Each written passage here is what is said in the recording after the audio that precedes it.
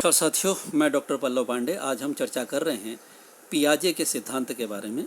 एक सामान्य परिचय इसका पहले बात कर लेते हैं पियाजे के बारे में। जॉन विलियम फ्रिट्ज पियाजे, ये पियाजे का पूरा नाम था। इनका जन्म 9 अगस्त 1896 को हुआ था तथा मृत्यु 16 सितंबर 1980 को हुई थी। आप स्विट्जरलैंड के निवासी थे, यानी कि स्विस थे। स्विट्जरलैंड के एक चिकित्सक एवं मनोवैज्ञानिक थे एवं आपने बाल विकास पर अत्यधिक कार्य किए, जिसके कारण इनका नाम मनोविज्ञान के क्षेत्र में सम्मान से लिया जाता है। आइए चर्चा कर लेते हैं पियाजे के सिद्धांत के एक सामान्य परिचय पर। स्विस मनोवैज्ञानिक पियाजे का कहना है कि जैसे जैसे बच्चे की आयु बढ़ती है, उसका कार्य क्षेत्र बढ़ता जाता है, साथ ही उसकी बुद्धि का भी विकास होता जाता है ना। यानी कि बच्चे की बुद्धि के विकास में बच्चे की आयु का महत्वपूर्ण योगदान होता है। उन्होंने स्पष्ट किया कि पहले बच्चा सरल प्रत्ययों के माध्यम से सीखता है, लेकिन जैसे जैसे वो बड़ा होता है वह कठिन से कठिनतम प्रत्ययों को ग्रहण करने लगता है। जैसे जैसे बच्चा बड़ा होता है तब वह सरल से कठिन की ओर नहीं जाता, वह कठिन से कठिनतम की ओर जाता है। ये एक महत्वपूर्ण इसमें संकल्पना है। इन्होंने जो इन्होंने रिसर्च की, उसके बाद इन्होंने इस बात को सिद्ध किया। इसे हम आगे अगले वीडियो में इसकी बात और करेंगे, जिसे आप कॉग्निटिव डेवलपमेंट कहते हैं, संज्ञानात्मक विकास कहते हैं। तो ये संज्ञानात्मक विकास का मूल है कि बच्चे की आयु बढ़ने के साथ बच्चे का कार्य क्षेत्र बढ़ता है, बच्चे की बुद्धि का विकास होता है। साथ ही साथ बच्चा सामान्य से विशिष्ट की ओर नहीं सीखता है, बल्कि विशिष्ट से विशिष्टतम की ओर, यानी कि कठिन से कठिनतम की ओर सीखता है, और यही संज्ञानात्मक विकास का मूल है। तो यह बात स्पष्ट है, ध्यान रखिएगा। यानी कि बच्चे के विकास में एक उपयुक्त वातावरण की, यानी कि बच्चे के अधिगम में आयु के साथ साथ एक उपयुक्त वातावरण की भी आवश्यकता होती है। यह विचार स्विस मनोवैज्ञानिक जॉन पियाजे का था। पियाजे के मत में सीखना कोई यांत्रिक क्रिया नहीं है ना। कोई learning is not a mechanical process. आप एक मशीन के रूप में किसी बच्चे को नहीं सिखा सकते, बल्कि एक बौद्धिक प्रक्रिया है, एक संप्रत्यय निर्माण की प्रक्रिया है। यह पैराडिगम बनाता है, कॉन्सेप्ट बनाता है। यह एक इंटेलेक्चुअल प्रोसेस है, और इंटेलेक्चुअल प्रोसेस समय के साथ बढ़ता है, बच्चे की आयु के साथ बढ़ता है। ये एक महत्वपूर्ण कनेक्शन है, कंटिन्यूटी है। हम कई बार बच्चों को बहुत ज़्यादा पढ़ाने पर जोर देते हैं, लेकिन हमें ये बात याद रखनी है कि पियाजे ने कहा कि आयु के आधार पर ही बच्चे की बुद्धि का विकास होता है, और सीखना कोई यांत्रिक प्रक्रिया नहीं है, अपितु यह एक संप्रत्यय निर्माण की अवस्था है, एक कॉन्सेप्ट मेकिंग, एक पैराडिगम के निर्माण की अवस्था है। और यह संप्रत्यय निर्माण बालक की आयु के अनुसार होता रहता है। ध्यान रखिएगा, हम जब सीखने को एक सतत प्रक्रिया मानते हैं, तो इस सतत प्रक्रिया मानने में आयु भी एक महत्वपूर्ण भूमिका निभाती है। यह जॉन पियाजे द्वारा दिया गया महत्वपूर्ण विकास है, यानी कि आयु के आधार पर ही बच्चे का संज्ञानात्मक विकास होता है। इस पर रखिएगा इस बात को, यानी कि बच्चे के दिमाग में आप किसी भी जानकारी को आप इंजेक्ट, या हम किसी जानकारी को इंजेक्ट नहीं कर सकते। बच्चा स्वयं जब बड़ा होगा तब अपने आप विशिष्ट से विशिष्टतम की ओर सीखेगा। बालपन में बच्चे को सरल से कठिन की ओर, सामान्य से विशिष्ट की ओर सीखने की परिस्थितियां ही प्रदान की जानी चाहिए। पियाजे ने अपने सिद्धांत में निम्न पदों पर विशेष बल दिया है। कौन कौन से इनकी सामान्य हम चर्चा कर रहे हैं। अनुकूलन, अधिगम के पद हैं, ध्यान रखिएगा। अनुकूलन, एडेप्टेशन, साम्य धारण, इक्विलिब्रेशन, संरक्षण, कॉन्जर्वेशन, संज्ञानात्मक संरचना, कॉग्निटिव स्ट्रक्चर, मानसिक क्रिया, है ना, mental operation, schemes and schema. याद रखिएगा, स्कीम और स्कीमा ये दोनों ही जब मिलते हैं तो ये स्कीमटा का निर्माण करते हैं। स्कीमटा क्या होता है, आगे वाले वीडियो में हम इसकी चर्चा आपसे करेंगे, है ना। स्कीम्स एंड स्कीमेटा, ये स्कीम्स एंड स्कीमा ये दोनों महत्वपूर्ण संदर्भ हैं, क्योंकि दोनों मिलकर के स्कीमेटा का निर्माण करते हैं, जो बच्चे के कॉग्निटिव डेवलपमेंट का आधार होते हैं। और विकेंद्रीकरण यानी कि डिसेंट्रीकरण। तो यह कुल मिलाकर के इन्होंने इन पदों के आधार पर अधिगम पर जोर दिया है। और सबसे बड़ी बात देखिएगा, अनुकूलन से जो अधिगम की यात्रा जो शुरू होती है विकेंद्रण पर पूर्ण होती है। ये बहुत क्लियर रखिएगा।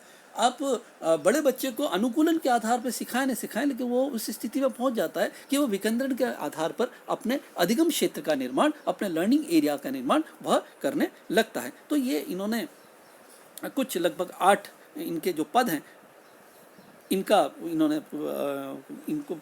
जॉन पियाजे ने अपने सिद्धांत में दिया है। और यह सिद्धांत लर्निंग का सिद्धांत है, सीखने का सिद्धांत है। यह हमें स्पष्ट करना है और इस बात को हमें ध्यान में रखना है। आइए चर्चा करते हैं संज्ञानात्मक विकास के प्रमुख काल। है ना, कि एक बच्चे के जीवन में संज्ञानात्मक विकास के कौन कौन से 4 काल होते हैं, एक सामान्य इनका हम विश्लेषण कर लेते हैं। पहला है संवेद पेशी अवस्था, बच्चे की संवेदी पेशी अवस्था, जिसमें 3 अलग अलग अवस्थाएं इसमें कुल मिला करके ओवरऑल तो 4 से 5 इसमें अवस्थाएं हैं, लेकिन पहली जो संवेद पेशी अवस्था है उस अवस्था के हम एक सामान्य चर्चा इसमें कर लेते हैं। संवेद पेशी अवस्थाओं में प्रमुख हैं सहज क्रियाओं की अवस्था, प्रमुख वृत्तीय अनुक्रियाओं की अवस्था और गौण वृत्तीय अनुक्रियाओं की अवस्था। ये 3 अवस्थाएं प्रमुख अवस्था हैं संवेदी पेशी अवस्था में। यह बालक के आरंभिक चरण की बात हम कर रहे हैं संवेद पेशी अवस्था में, ठीक है। इसके अतिरिक्त संवेद पेशी अवस्था के और 3 कौन कौन से अलग और जो पहलू हैं उनकी हम बात कर लेते हैं। गौण स्कीमेटा के समन्वय की अवस्था है ना, ये अब स्कीमेटा, स्कीम और स्कीमा मिलके स्कीमेटा बनता है। अगले वीडियो में हम इसकी व्यापक आपसे चर्चा करेंगे। और अगला है तृतीय वृत्तीय अनुक्रियाओं की अवस्था, यानी कि ये एक पूरा सर्कल बनता है, लर्निंग सर्कल है। वो क्या है, किस आधार पे होता है, ये भी हम आगे वीडियो में इसकी चर्चा करेंगे। और मानसिक संयोग द्वारा नए साधनों और संसाधनों की खोज की अवस्था। देखिए, सहज क्रियाओं की अवस्था से जो बच्चे के अधिगम का जो चरण प्रारंभ होता है, वह चरण जो प्रारंभ होता है वह तृतीय वृत्तीय अनुक्रियाओं की अवस्था पर जाकर के वह पूर्णता को प्राप्त करता है। और मानसिक संयोग द्वारा नए साधनों की खोज की अवस्था उसकी बच्चे की संज्ञानात्मक विकास की पूर्णता की अवस्था की प्रथम सीढ़ी हम मान सकते हैं। अगला है प्राक सक्रियात्मक अवस्था। प्राक सक्रियात्मक अवस्था भी 2 भागों में विभाजित है। प्राक संप्रयात्मकता अवधि, यानी कि कॉन्सेप्ट मैपिंग की अवधि, है ना, हमने पहले भी बात की थी कि ये कॉन्सेप्ट इसमें निर्माण होता है, एक संप्रत्यय का निर्माण होता है। और दूसरा है अंतर्दर्शी अवस्था, है ना, यानी कि जो बाह्य जो संप्रत्यय जो कॉन्सेप्ट हम निर्माण करते हैं उसे बच्चा अंतर्दर्शी यानी कि स्व अधिगम और स्व विश्लेषण करके निष्कर्ष तक पहुंचाता है।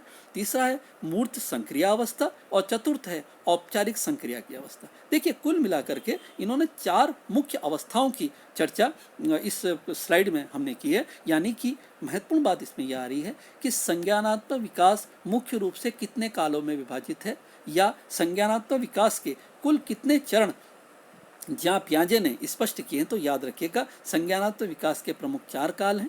कौन कौन से? संवेद पेशी अवस्था, प्राक संक्रियात्मक अवस्था, मूर्त संक्रिया अवस्था और औपचारिक संक्रिया अवस्था। ये ध्यान रखने वाली बात है, इसको आप अच्छी तरह से इसका अवलोकन इस स्लाइड का कर लीजिएगा। आइए चर्चा करते हैं पियाजे के सीखने के सिद्धांत की सामान्य विशेषताएं क्या हैं। क्या कहा था उन्होंने? सीखना एक क्रमिक व आरोही प्रक्रिया है। आरोही, सामान्य से विशिष्ट, विशिष्ट से विशिष्टतम। देखिए, बहुत क्लियर आप ध्यान रखिएगा। अगर बच्चे के सामने एक पर्वत है, बच्चे को उस पर्वत पर चढ़ना है, तो वो शुरुआत किससे करेगा? शुरुआत वह छोटे पठार से करेगा, उसके बाद पहाड़ी से करेगा और फिर पर्वत से करेगा। अगर आपको बच्चे को उस पर्वत, बच्चा बड़ा हो गया उम्र के आधार पर, एग्जाम्पल आप देखिएगा, अगर आपको उस पर्वत से बच्चे को हिमालय पर चढ़ना सिखाना है तो बच्चे को वापस आप ग्राउंड से थोड़ी सिखाएंगे। बच्चे को आप उस जिस पर्वत पहाड़ पर चढ़ने के लिए आपने उसको जो तैयार किया है, उसकी जो कौशल है, उस कौशल को ही तो रिफाइन करेंगे, है ना। यानी कि उसको विशिष्ट से विशिष्टतम, यानी कि कठिन से कठिनतम की आप उसको ले जाएंगे, ना कि पुनः उसको सामान्य की तरफ ले जाएंगे। तो ये क्यों? क्योंकि तब अगर आप उसको वापस सामान्य की तरफ ले जाएंगे तो बच्चे का संज्ञानात्मक विकास अवरुद्ध हो जाएगा, कि वह जानकारी बच्चे को पहले से ही वहाँ तक, उस लक्ष्य तक पहुँचने की आधी जानकारी बच्चे को है। उस आधी जानकारी से ही आपको उस बच्चे को पूर्णता तक ले जाना है, ना कि उसकी सामान्य जानकारी को शून्यता की तरफ ले जाना है। तो सबसे बड़ी बात, इसमें महत्वपूर्ण बात यह है, सीखना एक क्रमिक व आरोही प्रक्रिया है, पहली बात। दूसरा, सीखना जो है पर्यावरण और क्रिया की मूल आवश्यकता है। अगर आप नहीं सीखेंगे, अगर हम लर्निंग नहीं करेंगे, तो हमारा जो विकास है, मानव का जो विकास है, बालक का विकास जो है वह रुक जाएगा। इससे learning is a continuous process. इस प्रोसेस को सतत चलने देना चाहिए। अगर कोई संदर्भ कहीं रुकता भी है तो उसे रोके ना, पुनः आप उसे उस स्थान से आरंभ करें। यहाँ पे हम बात करेंगे सीसीई की, है ना। सीसीई में जो आरटीई का जो पैटर्न है वो क्यों अपनाया गया है ना। आरटीई क्या है, राइट टू एजुकेशन क्या है, सीसीई क्यों? इसके पीछे मूलतः पियाजे के विचारधारा इसके पीछे है ना, कि बच्चे को आयु के आधार पर प्रवेश दिया जाता है। क्यों? क्योंकि वो उतना सीख करके आपके पास आया है। भले ही वो अनुभव के आधार पर सीख करके आया हो, लेकिन वो कम से कम कुछ तो आयु के आधार, उसको आप पहली में तो नहीं बैठा सकते ना, उसको आयु के आधार पर उसको बैठाना पड़ता है, और फिर उसको हम आगे बढ़ाने के लिए कंडेंस कोर्स करवाते हैं। हम एक वीडियो में इसकी और चर्चा, इसके बारे में हम चर्चा करेंगे, है ना। बालक के अमूर्त चिंतन पर उसकी शिक्षा का प्रभाव पड़ता है। निम्न स्तर पर अमूर्त चिंतन कम और उच्च स्तर पर अमूर्त चिंतन अधिक होता है ना। अमूर्त चिंतन सबसे महत्वपूर्ण होता है, यानी कि जो एब्स्ट्रैक्ट थॉट जो है, थॉट तो वैसे ही एब्स्ट्रैक्ट होते हैं जो हमारे माइंड में सतत चलते रहते हैं, हमारे दिमाग में सतत ये एक चलने वाली प्रक्रिया के रूप में होते हैं, है ना। तो ये एक बात ध्यान रखिएगा कि अमूर्त चिंतन जो होता है वह, हालांकि बच्चा भी कल्पना लोक में रहता है, लेकिन प्रयास एक शिक्षक को यह करना चाहिए कि अमूर्त चिंतन पर कम से कम जोर देना चाहिए प्रारंभिक अवस्था में, तथा मूर्त चिंतन पर अधिक जोर देना चाहिए। लेकिन बड़े स्तर पर आकर के, यानी कि बच्चा जब बड़ा हो जाता है तो अमूर्त चिंतन पर शिक्षा में ज़्यादा से ज़्यादा उसका स्थान होना चाहिए, क्योंकि बच्चा उस अवस्था में आकर अमूर्त चिंतन की ओर अग्रसर होता है। पियाजे के अनुसार फॉर्मल ऑपरेशनल स्टेज जो है, यानी कि औपचारिक संक्रिया की अवस्था के बाद बालक की संपूर्ण बौद्धिक शक्ति का विकास होता है।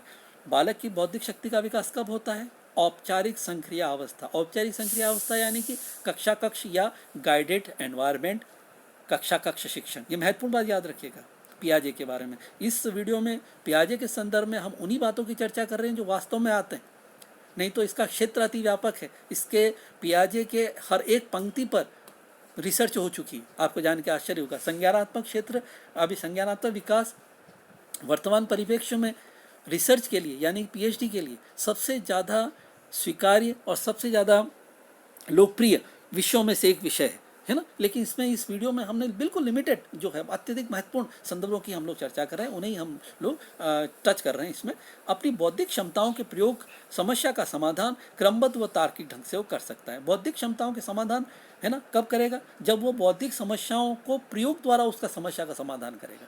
यानी कि लर्निंग जो एक प्रोसेस है, जब वो सैद्धांतिक ज्ञान को व्यवहारिक ज्ञान में जब वो परिवर्तित करेगा, वह कब करेगा? जब वो औपचारिक संक्रिया की अवस्था में, यानी कि मानसिक रूप से इतना परिपक्व हो चुका होगा। और मानसिक रूप से कब परिपक्व होगा? जब उसके अमूर्त चिंतन को बढ़ावा दिया जाएगा, और अमूर्त चिंतन को बढ़ावा युवावस्था में मिलता है। अमूर्त चिंतन को बढ़ावा देने का प्रयास मूर्त चिंतन द्वारा किया जा सकता है। तो ये पूरा एक क्रम है, उस क्रम का अनुसरण पियाजे के अनुसार एक शिक्षक को करना चाहिए।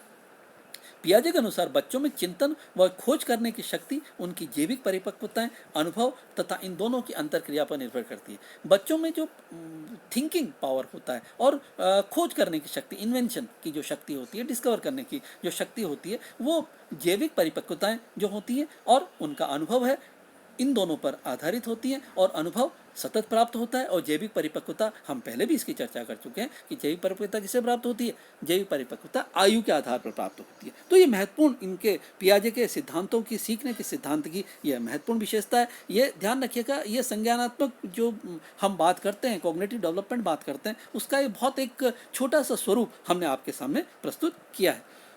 आइए चर्चा कर लेते हैं पियाजे के सिद्धांत का शिक्षा में क्या उपयोग है।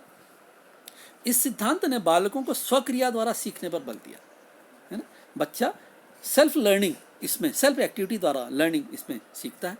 पियाजे अनुकरण व खेल को महत्व देते हैं, और शिक्षक को इन विधियों से पढ़ाना चाहिए। महत्वपूर्ण बात देखिएगा कि शिक्षक को किन विधियों से पढ़ाना चाहिए पियाजे के विचार में। तो शिक्षक को अनुकरण और खेल विधि द्वारा पढ़ाना चाहिए कक्षा कक्ष में। क्यों? क्योंकि इससे बच्चा स्वक्रिया करना सीखता है। सैद्धांतिक ज्ञान को व्यवहारिक ज्ञान की तरफ ले जाने के लिए बच्चे को प्रेरित किया जा सकता है ना। बच्चे को आप उसको व्यवहारिक ज्ञान आप दे नहीं सकते, व्यवहारिक ज्ञान बच्चे को खुद प्राप्त होगा, लेकिन उसे सैद्धांतिक परिस्थितियों में उसे एक ऐसा औपचारिक गाइडेड एनवायरनमेंट हम प्रदान करें जिससे कि वह सीखने को और सोचने को वह मजबूर हो कि अगर ऐसी परिस्थितियां मेरे जीवन में कभी आएँ तो मैं उसका सामना किस तरह से करूँगा। सीखने में प्रगति न करने वालों को दंड नहीं देना चाहिए। भाई हर एक जैविक विशेषता होती है। पहला शब्द जैविक हमने बात की है कि जैविक आयु और अनुभव, हमने दोनों इसकी जो चर्चा की है। तो अगर किसी बच्चे में सीखने की क्षमता प्रॉपर नहीं है, वो प्रॉपर नहीं सीख पाता है, तो उसे किसी भी तरह का दंड नहीं देना चाहिए। यानी कि पियाजे दंडात्मक शिक्षा के विरोधी थे।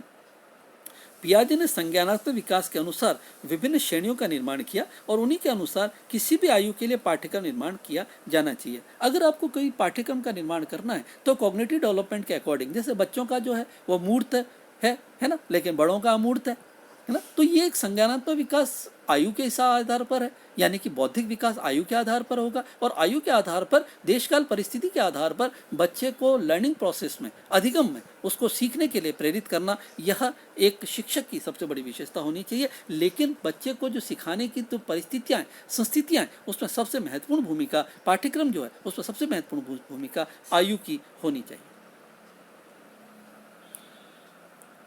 पियाजे ने बुद्धि का मापन और उसके व्यवहारिक उपयोग वातावरण के साथ अंतःक्रिया की क्षमता के रूप में किया है।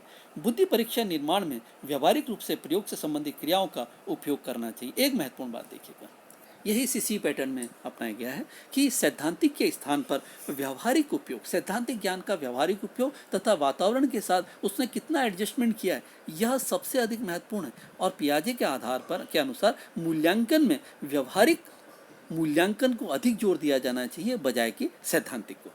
पियाजे के सिद्धांत के अनुसार चालक और अभिप्रेरणा अधिगम और विकास के लिए आवश्यक है ना। मोटिवेशन इज मस्ट, अभिप्रेरणा, जब तक आप किसी बच्चे को मोटिवेशन नहीं करेंगे, अभिप्रेरित नहीं करेंगे, तब तक बच्चा स्वप्रेरित नहीं होगा। यानी कि फीडबैक, रीइंफोर्समेंट को एक महत्वपूर्ण स्थान दिया है, और रीइंफोर्समेंट हमेशा पॉजिटिव होना चाहिए। शिक्षक को शिक्षण अधिगम में इसका उपयोग करना चाहिए। शिक्षक को शिक्षा अधिगम में सबसे ज़्यादा चालक और अभिप्रेरणा का इस्तेमाल करना चाहिए। सबसे ज़्यादा उसको इस्तेमाल खेल विधि द्वारा, अभिनय विधि द्वारा सिखाने में करना चाहिए। ये महत्वपूर्ण संदर्भ है जहाँ पियाजे के जो विचार जो हैं संज्ञानात्मक कॉग्निटिव डेवलपमेंट के बारे में, इसे आप ध्यान रखिएगा। पियाजे के अनुसार सीखना बालक के स्वयं और उसके पर्यावरण के अंतःक्रिया के फलस्वरूप होता है, अतः शिक्षकों अभिभावकों को बालकों के उचित मार्गदर्शन करना चाहिए। तो यहाँ शिक्षकों के साथ साथ अभिभावकों का भी यह महत्वपूर्ण एक दायित्व है कि बच्चे को स्व अधिगम के लिए प्रेरित करें। देखिए, स्व अधिगम हर जीवन के हर सीखने की क्रिया, प्रतिक्रिया, अंतःक्रिया का आधार होता है। और एक शिक्षक की और अभिभावक की सबसे बड़ी भूमिका यही है कि बच्चे को के सामने एक ऐसे पर्यावरण का निर्माण करे कि वह खुद में और पर्यावरण, देशकाल परिस्थिति, अपने चारों तरफ का जो वातावरण है उससे सामंजस्य स्थापित करे, अंतःक्रिया करके स्व अधिगम को के लिए वो प्रेरित हो। यह मूल आधार है ज्यां पियाजे के विचारों का। धन्यवाद, शुभकामनाओं के साथ पढ़ते रहिए।